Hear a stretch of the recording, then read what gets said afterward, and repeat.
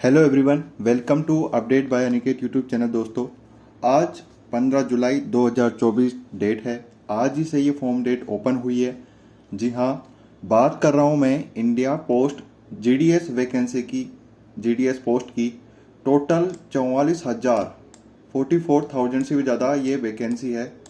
और बात करूँ इसकी, ये ऑल ओवर इंडिया की वैकेंसी रहने वाली है। 44,000 प्लस पर ये भर्ती होने वाली है।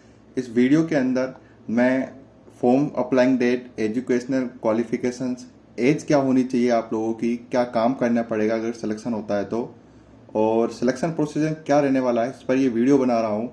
चैनल को सब्सक्राइब नहीं किया तो कर लीजिए। यहाँ मैं नई नई वैकेंसी के बारे में बताता रहता हूँ और आगे गाइड भी करते रहता हूँ।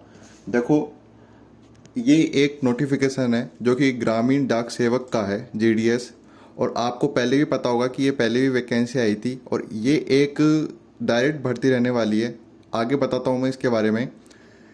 इसके अंदर दो तरीके की पोस्ट है। एक है ब्रांच पोस्ट मास्टर, जिसे इन्होंने बीपीएम कहा है, और एक है असिस्टेंट ब्रांच पोस्ट मास्टर, जिसे एबीपीएम कहा है, हिंदी में डाक सेवक्स बोलते हैं।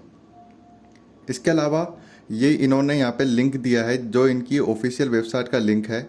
आप इस पर क्लिक करेंगे तो यहाँ से आप फॉर्म अप्लाई कर सकते हैं और आज ही से फॉर्म अप्लाई कर सकते हैं। आगे देखिए, registration and submission of online application जो है वो 15/7/2024 से स्टार्ट होगा और 5 अगस्त 2024 तक चलेगा।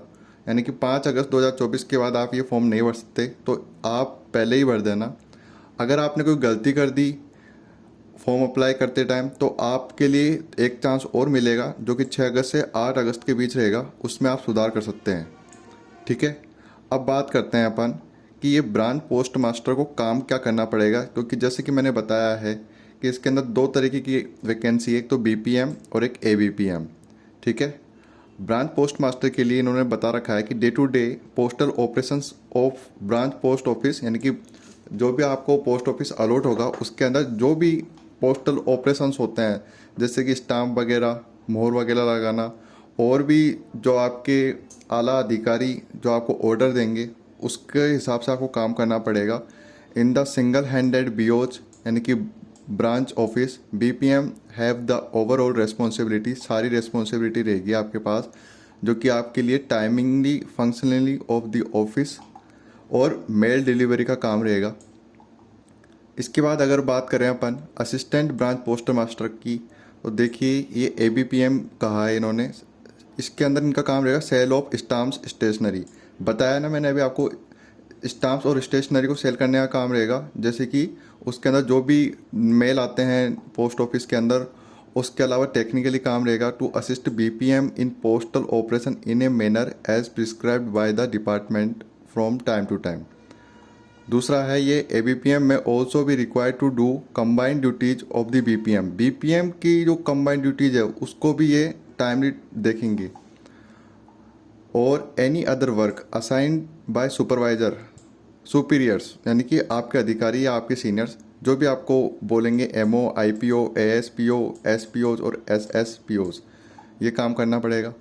और डाक सेवक को जो है वो भी इन्हीं के अंदर रहेंगे। लेकिन इनके अंदर क्या काम करना पड़ेगा, डाक सेवक को एक चीज़ और करनी पड़ेगी जो कि है sorting office of railway mail service. Railway के अंदर भी मेल सर्विस होती है, तो उस चीज़ को भी डाक सेवक करेंगे। ठीक है, ये मैंने आपको जॉब प्रोफाइल के बारे में डिटेल पे बता दिया है। अब मैं बात करूँ कि अलाउंस है जो सैलरी के बारे में, तो बीपीएम को 12,000 से लेकर 29,380 के बीच सैलरी मिलेगी।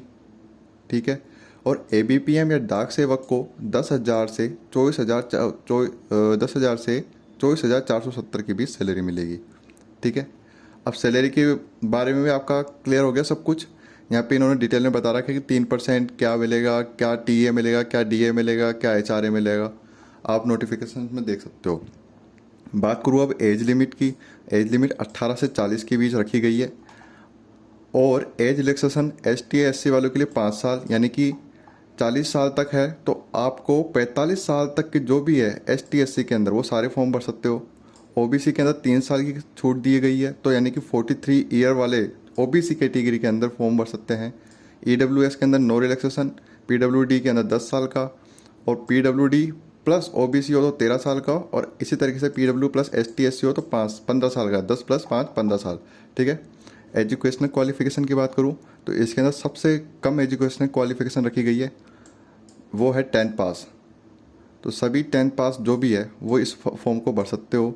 इस फॉर्म को भरने के बाद आपका कोई एग्ज़ाम नहीं होगा, डायरेक्ट रिक्रूटमेंट है। तो आप एकदम से वो सरकारी नौकरी भी रख सकते हो। और आपको मैंने सारी बता भी दिया कि क्या काम करना पड़ेगा, जॉब प्रोफाइल के बारे में बता दिया है। अब चलिए, इन्होंने अदर क्वालिफिकेशन से बता दिए कि नॉलेज ऑफ कंप्यूटर, कंप्यूटर का नॉलेज होना चाहिए। क्यों? क्योंकि आपको मेल वगैरह सब चीज़ चेक करना आना चाहिए। नॉलेज ऑफ साइकिलिंग, साइकिल की नॉलेज होनी चाहिए, आपको साइकिल चलाना आना चाहिए। और एडिक्वेट मीन्स ऑफ लाइवलीहुड, यानी कि यह है कि आप अपने दिमाग से काम कर लो, इतना सक्षम होने चाहिए हो आप। तो ये 3 चीज़ें इन्होंने रखी गई है, और 10th पास आपकी क्वालिफिकेशन होनी चाहिए। ठीक है। चलिए आगे चलते हैं। इसके अंदर लिख रखा है कि आपका जो पहले चेक भी करेंगे कि आप सही हो कि नहीं हो। तो बीपीएम, एबीपीएम, डाक सेवक के लिए लो डिवीज़न इन्होंने डी एच एच, यानी कि आपके कान नाक सब सही होने चाहिए। ठीक है। ये बाद में बात है। हाउ टू अप्लाई की बात करें तो हाउ टू अप्लाई मतलब आप कैसे अप्लाई करेंगे, तो मैंने आपको पहले बता दिया है। आप ये HTTPS, ये जो वैकेंसी है, ये जो वेबसाइट है जिसको मैं हाईलाइट किया हूँ, उस पर आप जाके फॉर्म अप्लाई कर सकते हो।